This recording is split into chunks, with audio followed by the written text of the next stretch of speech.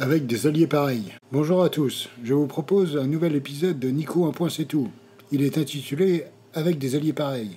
Replaçons le contexte. On sort d'une période et d'un été tout particulier. Un été qui est entamé sous de bien étranges auspices, avec des élections européennes, un résultat de cette élection en demi-teinte et quelque chose qu'on pourrait qualifier de succès relatif de la France insoumise. Certes, une progression conséquente, plus 5 eurodéputés et 1 million de voix en plus qu'en 2019, mais un PS en tête à gauche. Un PS en phase de se refaire la cerise, selon lui et certains analystes ou éditocrates, au sortir d'une campagne de tous les instants du système médiatique en faveur de son candidat pour lequel il avait pris fait et cause. Tous ayant fait allégeance au raisonnable Raphaël Glucksmann issu des rangs de Place Publique. Vous noterez, puisque c'est un format podcast que je vous propose, je fais des guillemets avec les doigts, cela va sans dire. Un ancien soutien de Sarkozy pour représenter un courant de gauche, les médias mainstream étaient aux anges. Les médias et les oligarques en avaient rêvé, Olivier Faure l'a fait. À peine l'élection achevée, c'était au tour de Macron de rentrer en piste, de se lancer dans la danse et de venir jeter son pavé dans la mare pour faire en sorte que cet été ne soit pas un été comme les autres. En effet, j'allais dire à la surprise générale, mais c'est plutôt à la stupéfaction générale en réalité, que le président se lançait dans une destitution de l'Assemblée nationale et la convocation de nouvelles élections législatives dans le délai le plus court autorisé légalement. Initiative à un moment des plus incongrues, puisque les Jeux Olympiques de Paris se profilaient à l'horizon et étaient sur le point de se tenir dans la foulée, si je puis dire, pour filer la métaphore sportive. L'ébullition était à son comble. Le spectre du RN au pouvoir, comme anticipé par tous les instituts de sondage, unanimes, en rajoutant à l'atmosphère singulière de ce début d'été. On repartait pour un tour, Jupiter se satisfaisant d'avoir balancé, selon ses propres termes, une grenade dégoupillée dans les jambes des autres formations politiques. Bien évidemment, il comptait se trouver dans un bras de fer avec le RN, une fois encore, et pensait sans doute pouvoir tirer les marrons du feu une fois de plus. Nul doute qu'il comptait tirer profit de la confusion qu'il avait lui-même créée, se pensant grand stratège. Patatras, malgré les efforts du pensionnaire de l'Élysée, ni Renaissance ni le Rassemblement national n'allaient finir en tête. Mais bien une gauche qui se trouvait éparpillée façon puzzle 3 semaines auparavant et qui avait su se réunir pour faire campagne commune. Il peut sembler paradoxal que j'insiste sur ce point en sachant le sujet que je suis désireux de traiter. Pourtant, il y a une logique, mon intention est claire. C'est de montrer que cette gauche, que certains n'avaient pas hésité à qualifier de la gauche la plus bête du monde, avait réussi à déplacer des montagnes en parvenant à recoller les morceaux dans un temps record, et en se hissant à la hauteur du moment.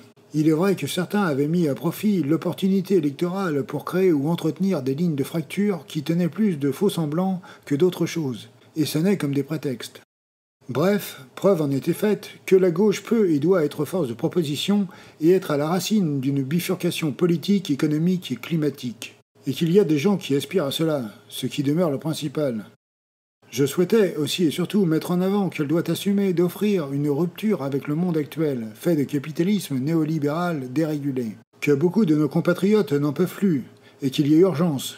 Et donc que les querelles de clochers et autres devraient être secondaires. La FI aura brillé en ce sens, contrairement à ses partenaires. Pour reprendre les mots de son fondateur, elle n'est jamais le problème, toujours la solution. Elle a mis ses paroles en adéquation avec ses actes, elle. Maintenant, une fois le contexte replacé et avoir mis l'accent sur le positif et la victoire possible, difficile de ne pas en venir au constat suivant. Avec des alliés pareils, pas besoin d'adversaires. On rembobine si vous le voulez bien. La gauche n'avait pas été en mesure de se mettre sur la ligne de départ des présidentielles en étant unie. En 2017, les ambitions de Hamon, associées à la volonté hégémonique du PS, désireux de garder la main sur la gauche et sa centralité, ayant primé sur le besoin de se rassembler. Le tout, reconnaissons-le, parsemé de Macron dynamitant une partie de l'échiquier politique, avec son ni de droite ni de gauche. Slogan auquel certains pouvaient croire naïvement cette année-là. C'était encore crédible au-delà des cercles politisés.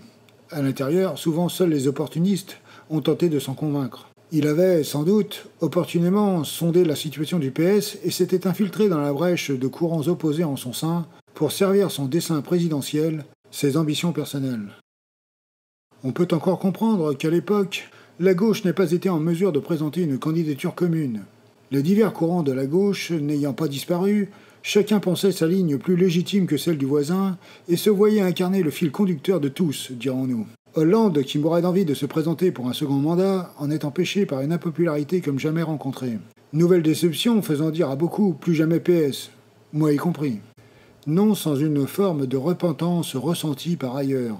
J'avais été de ces naïfs, alors dépolitisés, qui s'intéressaient au programme du Front de gauche, mais qui, dans un calcul à 3 bandes, avaient vu l'opportunité, en Hollande et le PS, de dégager le très droitier et outrancier Nicolas Sarkozy de la présidence. On ne m'y reprendra plus. Fini de voter contre. Voilà pour le chapitre remise en question et autoflagellation. Revenons-en à notre mouton. La direction du PS, déconnectée du terrain, croyait malgré tout en ses chances, en supputant qu'un simple changement de candidat suffirait à ripolliner le parti et transformer les sympathisants en poissons rouges. Seule alternative possible encore. Ils s'imaginaient leur tordre le bras dans le dos pour éviter la droite. Oui, mais voilà, les urnes ont parlé, le verdict est sans appel. Mélenchon endosse le leadership de la gauche et le PS subit une déroute monumentale, parvenant à peine à avoir sa campagne remboursée. Les insoumis font proche de 3 fois le score du PS. Le centre de gravité a changé et les mouches ont changé d'âne. Les aficionados de foot auront la ref. Leçon sans doute trop fraîche et pas encore assimilée. Les tenants de la social-démocratie profitent de la sociologie particulière et d'élections européennes ne mobilisant pas les foules pour faire illusion derrière Yannick Jadot et les Verts. Verts qui avaient eu le renfort de macronistes déçus pour performer au-delà de leurs capacités réelles. C'est ce que révélait, après coup, l'analyse des données statistiques. Les Verts, boostés à bloc par leur succès relatif, se voyaient alors pousser des ambitions présidentielles et s'imaginaient en leader légitime et assumé de la gauche. Toutes les forces de gauche partent divisées, chacun avec des raisons et ambitions qui lui sont propres. Le Parti communiste, en 2017, s'est montré un allié assez peu fiable pour Mélenchon et LFI. Comme vous l'avez à l'esprit, chaque candidat a besoin de 500 signatures d'élus pour concourir. Les têtes de gondole du PCF avaient envoyé les soutiens à Mélenchon au tout dernier moment, pour faire pression. Ce qui n'avait pas manqué de contrarier la campagne, en laissant planer le doute et laisser entrevoir une impossibilité pour Mélenchon d'avoir son bulletin sur la table des bureaux de vote le jour du scrutin. Comportement aussi indigne qu'intolérable, si vous voulez mon avis. Le PCF était déjà dans une optique de bras de fer, qui lui avait valu quelques commentaires un peu abrasifs de JLM.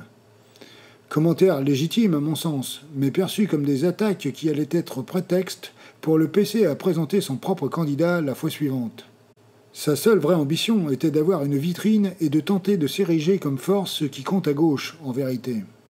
Tentative bien ambitieuse qui a évidemment échoué, avec un candidat sur lequel il y a pas mal à redire, une campagne mal menée et sur des lignes plutôt de droite, etc.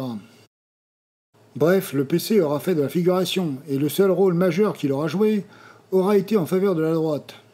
Le non-désistement de Roussel ayant eu pour seule et unique conséquence de barrer la route du second tour à JLM et sa formation. Plus qu'une force, le PCF se sera érigé, pour l'occasion, en capacité de nuisance, rien de plus. Cette stratégie désespérant des milliers de militants et des millions de votants ou sympathisants de gauche. Autre salle, autre ambiance, comme on dit. Chez ELV, le score flatteur des européennes avait donné à son chef de file l'impression que les Verts pouvaient mener la gauche. Ils sont rapidement tombés de leur nuage, la très belle campagne de Mélenchon et de la France insoumise aidant.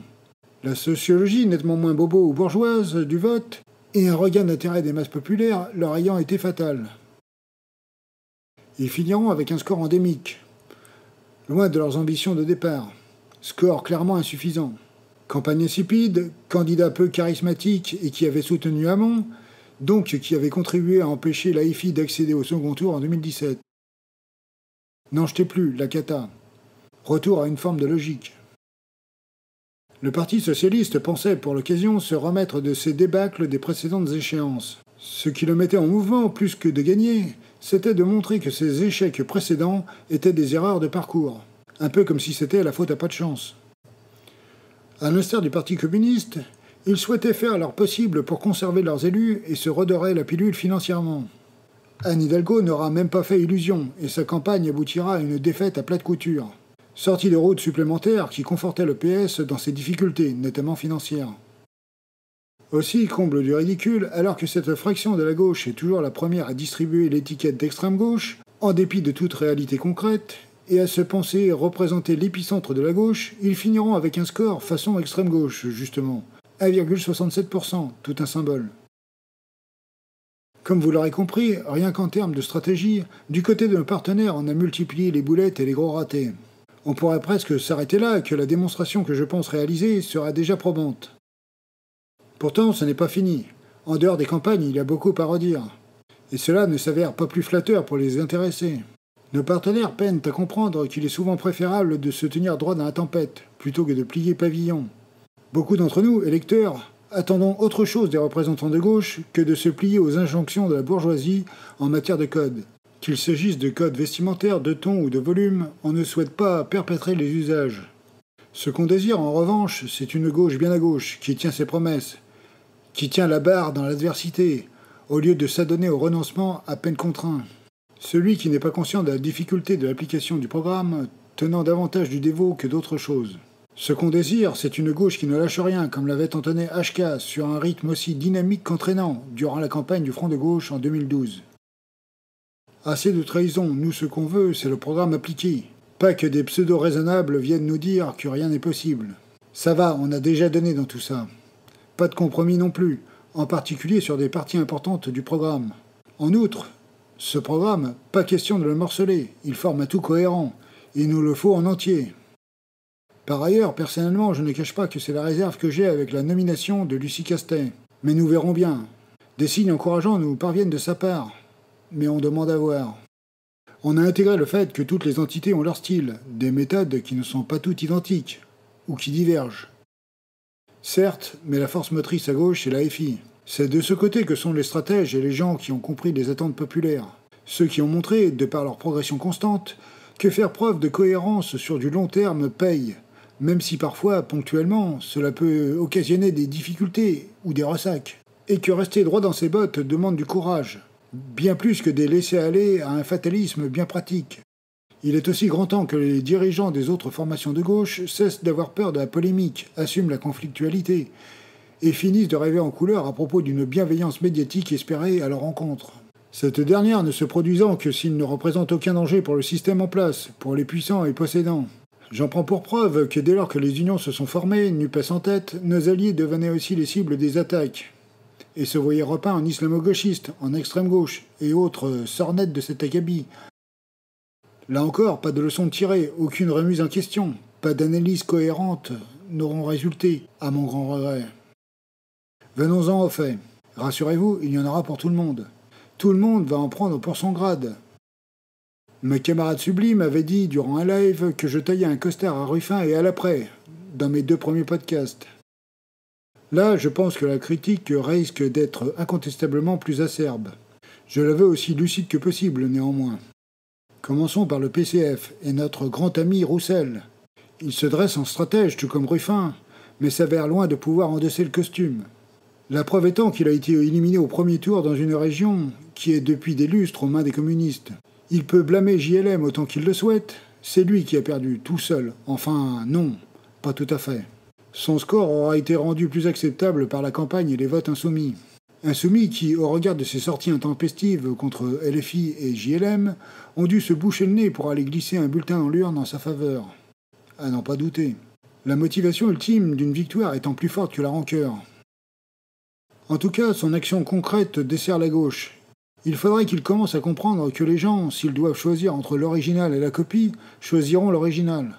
Du moins, jusqu'ici, c'est toujours comme cela que cela a fonctionné. Nul besoin de faire campagne dans les pas de la droite, de reprendre ses lubies et de les mettre au centre du jeu politique.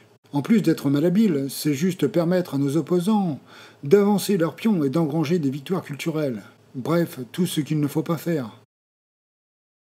Comme si son étiquette politique ne suffisait pas, car elle correspond à un repoussoir naturel pour certains, son axe viandard amateur de pinard aux allures masculinistes comme socle n'était visiblement pas suffisamment convaincant pour des gens de gauche. La sauce barbecue n'en aura pas fait un mets savoureux, si je puis dire. Se pointer au rassemblement de la police était une erreur politique en soi, mais a fortiori quand on sait les dingueries qui y ont été prononcées. Comme dit la maxime, il faut avoir les fesses propres quand on veut monter au cocotier.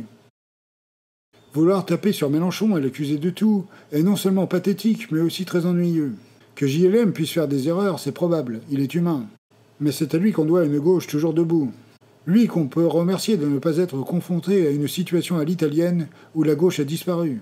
D'ailleurs, précisément en adoptant les recettes du chef Roussel, pour continuer à filer la métaphore culinaire. Passer son temps à passer au peigne fin tous les mots est contre-productif pour la gauche en général. Mélenchon, on le dit clivant, mais lui met des choses en débat. Dommage qu'on se limite à passer en revue la forme, au lieu de s'intéresser au fond. C'est faire des CSC que de s'occuper de commenter de manière négative toutes les interventions de Jean-Luc. Cette attitude me laisse à penser que Roussel cherche à exister au travers de lui, voire qu'il y a de la jalousie en son encontre. Je laisse le côté boutiquier que cela revêt pour Roussel, pas la peine de s'y attarder. Pour se focaliser sur les erreurs réelles ou supposées des autres, il faut commencer par éviter d'en faire soi-même. Par exemple, éviter de se faire prendre dans une capsule vidéo amateur très embarrassante quand on se trouve dans le train et en train de songer à négocier avec le pouvoir en place, et qu'on est supposé être dans l'opposition. Le tout dans un timing des plus désastreux, puisque les législatives n'étaient pas encore terminées et que leurs issues n'étaient pas connues. Un tel comportement donne une image navrante de la gauche, la fait passer comme sans ambition, l'associe à des négociations en sous-marin et des renoncements relatifs à des alliances improbables. C'est délétère pour la crédibilité de son discours et de ses représentants, et cela laisse présager d'assez peu de volonté de servir les plus fragiles et les plus démunis, contrairement à la soif de pouvoir que cela suggère. Pour Ruffin et l'après, je vous invite à écouter 2 des épisodes précédents. Je n'y reviens que brièvement pour ajouter que Ruffin a l'air malin, après avoir parlé de gauche nulle et incapable de se mettre d'accord, en occultant les enjeux de ligne, et alors que Lucie Castet a été finalement désignée 2 jours plus tard, l'inscrivant en faux par-dessus le marché. Pire encore quand on ajoute à cela qu'il a été aux abonnés absents après sa saillie, comme l'aura souligné Sublime durant un de nos lives. Autour de Marine Tondelier. Elle a repris des couleurs d'un oran dernièrement. Nul ne peut nier qu'elle est en progression. Il n'en demeure pas moins qu'elle a été une des artisans de la chevauchée en solitaire de son parti aux européennes, le tout en se livrant à des propos invraisemblables, alors que Bompard et les autres continuaient de tenter de les convaincre d'opter pour une campagne commune. Traiter de forceurs des alliés étant ignoble, compte tenu de l'image qui est associée à ce terme. Je mentionnais ces interventions nettement plus solides, c'est vrai. Mais quelques couacs demeurent. Je n'ai pas trouvé du meilleur effet ce que certains éditocrates auront dépeint comme des défenses de LFI. On sent toujours la pseudo-recherche de consensus dans leurs dires et faire. Cette rentrée est parlante.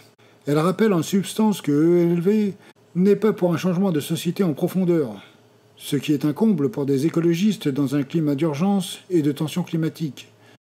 Ce chantre de la démocratie, à tendance donneur de leçons, ayant davantage à redire concernant les pseudo-coups de force de la FI sur le reste de la gauche que sur le coup de force avéré, cette fois, de Macron des suites des résultats des législatives. Si vous me faites l'amitié de suivre cet épisode jusqu'au bout, je vais développer ce point. On n'oublie pas que ce parti est traversé par 2 courants antagonistes et que certains de ses membres sont globalement régulièrement à nous mettre des bâtons dans les roues. Un petit coucou à Jadot et Cormand. Transition toute trouvée, car quand on parle de courant interne antagoniste, difficile de ne pas penser tout de suite au PS. On a cru un instant voir un fort solide sur ses appuis en début de NUPES. Mais l'illusion n'aura duré qu'un temps. Chasser le naturel, il revient au galop, comme dit la formule consacrée. Le PS, jamais avare de disserter sur les sorties de Mélenchon, pourrait commencer par réaliser son autocritique. Il y a matière à un travail conséquent, ne serait-ce à minima concernant le quinquennat Hollande. Ce sera un bon début, sans oublier quelque chose d'intéressant pour l'avenir. Sa stratégie en zigzag ne trompe pas grand monde, comme cette tartufferie des plus gênantes de nous faire passer le cavalier seul des européennes comme une décision unanime des Verts. Ils auraient pu ne pas se solidariser avec eux et opter pour une alliance, quitte à la matérialiser sans ELV. Il n'en a rien été.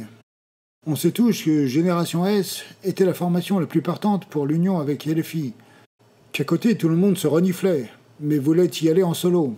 Ce qui me suggère que le PS est empêtré dans ses tambouilles et divisions internes, et que la clarification politique en cours est loin d'être achevée. Je me souviens avoir eu un échange assez tendu avec le directeur de campagne du candidat APS, de la circo dans laquelle je me trouve, la 11e circonscription des Français établis hors de France, comme il la nomme. Celui-ci m'expliquant très sérieusement qu'en fait le deal entre LFI et le PS était injuste. En somme que le PS aurait dû se voir attribuer davantage de circos, notamment gagnables. Toutes les gagnables allant à la France insoumise, selon lui. Mon sang n'a fait qu'un tour. Déjà, qu'est-ce que gagnable ? Qui détermine qu'une circo est gagnable et comment ? Ensuite, il y avait un accord à propos de la reconduction des sortants. Il y a la configuration du moment aussi à côté. On passe le fait de la sociologie de l'élection européenne. On occulte, pendant qu'on y est, l'épisode similaire avec ELLV, ça vaut mieux. Aussi instructive est-elle pu être. Pour rappel, on parle de pas moins de 100 circonscriptions, concédées par la France insoumise pour faire en sorte de rendre l'union possible. Que le PS daigne bien s'asseoir à la table et prendre part au programme. Un programme édulcoré, une fois de plus, mais passons. Et donc, en dernier ressort, pour que cette formation soit partie prenante de l'Union. Cette réflexion de mon interlocuteur m'avait interpellé, pour ne pas dire sidéré. Elle m'a invité à lui retorquer que je ne voyais pas le besoin impérieux de son parti d'obtenir davantage de circonscriptions dès lors qu'il se mettait à investir des Hollande et consorts. Mon côté taquin m'amenant à pousser le bouchon plus loin et lui demander quelle était la suite. Des circos pour Valls et Cazeneuve peut-être. Je me souviens m'être agacé des commentaires des membres du Parti socialiste concernant la démocratie à la LFI. La partie risible résidant dans le fait que, dans le cadre de la NUPES, divers types de structures leur avaient été proposées et toutes avaient été rejetées, dont le Parlement de l'Union populaire. Auparavant, même bataille, concernant le groupe unique et commun. On passera sous silence ce modèle de fonctionnement autoritaire menant au rejet. Dans la même lignée, les autres partis s'autoproclamant défenseurs acharnés de la démocratie avaient unilatéralement décidé de partir en solo aux élections. Occasion pendant laquelle nous avions été éblouis par leur sens de la démocratie, de la négociation et autres pourparlers. Et puis nous, au moins, on se tient à ce qu'on vote. On ne laisse pas Macron jouer les apprentis dictateurs sans tenter d'enclencher d'actions concrètes, aussi difficiles celles-ci puissent s'avérer. On ne se contente pas de blabla. On sait le PS plus technocratique de par sa composition et sa sociologie. Voilà une belle piqûre de rappel. Aussi, si tout le monde s'est rattrapé à la branche, in extremis, je pense qu'il s'agirait de garder en mémoire que le succès du nouveau Front populaire est heureux. J'entends, après que les formations de gauche aient saboté la stratégie et l'alliance de la NUPES. Fort heureusement, le discrédit qu'on pouvait présager ne s'est pas produit, et les sympathisants de gauche ne se sont pas détournés du vote. C'était pourtant un risque majeur. Toutefois, nos partenaires auront donné tout de même le sentiment d'une bonne dose d'inconséquence et seront apparus comme des tartuffes ou des hypocrites, des girouettes, sans doute. Vous choisirez la formule qui vous sied le mieux. On espère que la liste va se terminer ici. Il serait extrêmement préjudiciable que certains persistent dans une volonté de ne pas réagir à la hauteur de ce qui se passe dans le pays aujourd'hui, comme si c'était normal ou acceptable. On est rendu à un certain nombre de dérives qui font de nous la risée de certains pays auxquels on était enclin à faire la morale ou la leçon. Il est temps de prendre la mesure des événements. On peut sans doute reprocher à la France insoumise des erreurs présumées. Personne n'est parfait et ne produit que des sans fautes. En revanche, celle-ci s'est avérée constante et n'a jamais démordu du cap qu'elle s'est fixé. Elle a été constante dans sa volonté d'union sur une base claire. Une base radicale en adéquation avec les aspirations du pays, comme en témoignent les résultats des présidentielles, souvent vus, malheureusement, comme les seuls qui comptent vraiment. Que les petits barons déconnectés se regardent en face, dans un miroir. Cela leur fera le plus grand bien.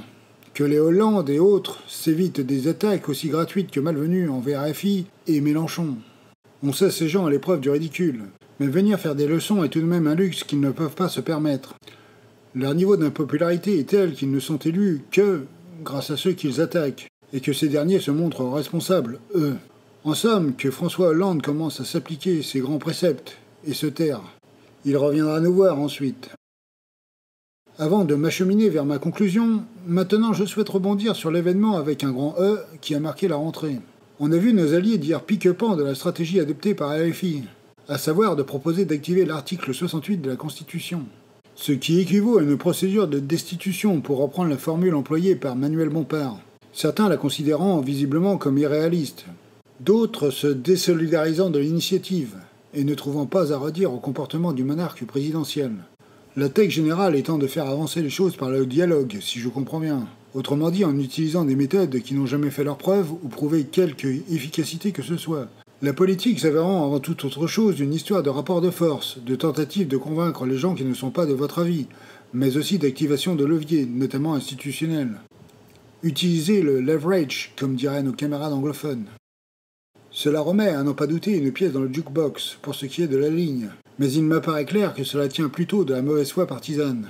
Il serait plus que temps que chacune des formations de gauche règle le cas des courants antagonistes qu'ils ont en interne, et se concentre sur ce qui compte. Qu'il existe des sous-courants peut se concevoir sans mal.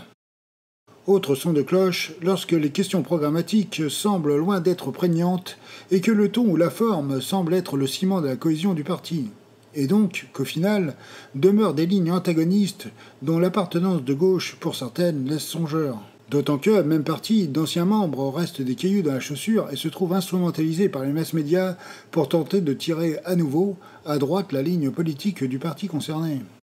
Au PS, les Cazeneuve, les Valls et autres sont le symbole de ce que j'évoque. Pour ma part, je me réjouis de l'extension de la présente alliance, de l'ouverture avec le nouveau Front populaire vers les formations d'extrême gauche, à contrario de la configuration NUPES à laquelle ils n'avaient pas participé. Je me réjouis de l'association avec les camarades du NPA. On peut bien leur reprocher parfois des missives contre ceux qu'ils désignent comme la gauche institutionnelle, ou encore des critiques pas toujours au moment les plus opportuns. Mais eux ne tremblent pas sur un certain nombre de sujets, les sujets décoloniaux, antiracistes, antisexistes, sur la LGBT-phobie et autres. En situation de crise, ils nous ont aussi montré leur capacité à prendre la défense d'une gauche qui n'est pas 100% sur leur ligne, qui a des similitudes ou affinités avec eux, mais avec lesquelles des divergences persistent. C'est tout à leur honneur. J'en termine. Il serait de bon augure que certains identifient que, quitte à se faire traiter d'extrême gauche, autant être vraiment de gauche et ne pas regarder nos chaussures. On ne doit surtout pas renoncer à faire avancer nos idées, fièrement, musique et drapeau en tête, comme JLM le mentionne souvent. Et surtout être en accord, en termes d'idées, avec ce que notre étiquette réelle sous-tend. Voilà, je vous propose de clore ici ce podcast. J'espère vous avoir donné à réfléchir sur le sujet, voire avoir contribué à vous montrer qu'il est temps que nos partenaires se réveillent et assument d'être de gauche. N'oubliez pas de liker, de vous abonner à la chaîne et d'activer les notifications. Pour ma part, je vous donne rendez-vous bientôt avec un nouvel épisode de Nico Un Point C'est Tout. Merci de votre attention.